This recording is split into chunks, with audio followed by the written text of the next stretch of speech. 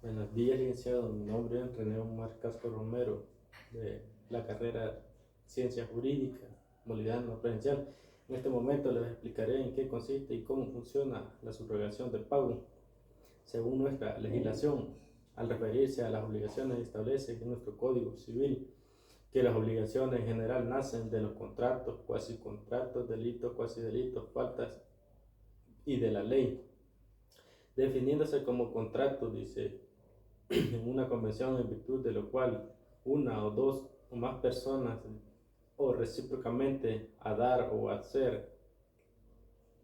alguna cosa, asimismo reconoce las obligaciones civiles cuando son todas aquellas que dan derecho para exigir su cumplimiento, pudiendo extinguirse en todo o en parte por la solución de pago en efectivo de la obligación o por la convención de las partes interesadas, siendo capaces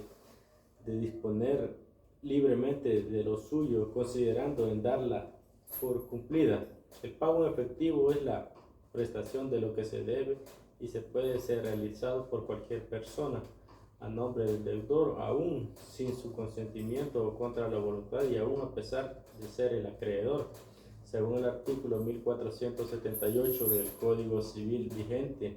establece que la subrogación es la transmisión de los derechos del acreedor y aún a pesar de ser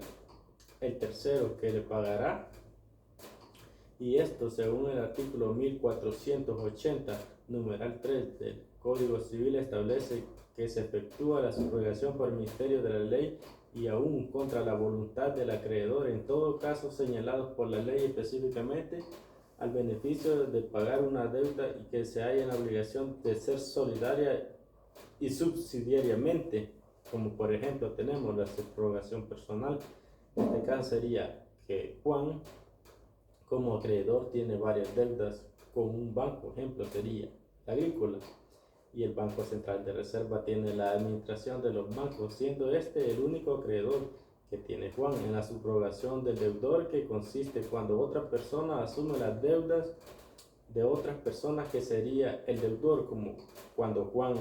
tiene una deuda con Belén y Ana se subroga para pagarlo, que sería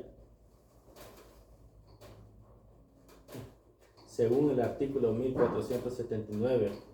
la subrogación de un tercero o de los derechos del acreedor en virtud de la ley o en virtud de una conversión del acreedor sería en el 1482 del Código Civil. La subrogación legal es un hecho del gozo que traspasa a un nuevo acreedor todos los derechos, acciones, privilegios, garantías del antiguo, ya sean contra el deudor principal o contra terceros, solidariamente y subsidiariamente a la deuda actual. Si el acreedor no ha sido solamente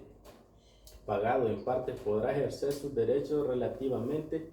a lo que reste debiendo la conferencia a lo que no ha pagado una parte del crédito, según el artículo 1483. No obstante, lo dispuesto en el artículo anterior dice que para que las hipotecas o sean garantía de la deuda que traspasen un nuevo acreedor, no basta el solo hecho de que él paga, cancela todo, sino que además debe hacerse constar el traspaso en el registro de hipotecas en virtud de hacer constar el traslado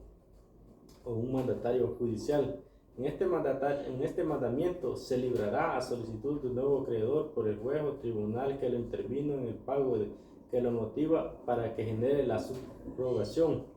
Por sí, ese debe ser un pago, un hecho previamente o traspaso de hipotecas cuando garantiza que una deuda no se hizo con las formalidades ordinarias. El nuevo acreedor pedirá un mandamiento ante el tribunal que corresponda,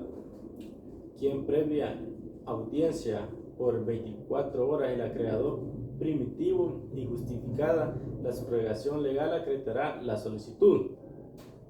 como por ejemplo sería en un caso que el deudor hipotecario se cambie de banco que le ofrecen mejores condiciones, ya sea bajo interés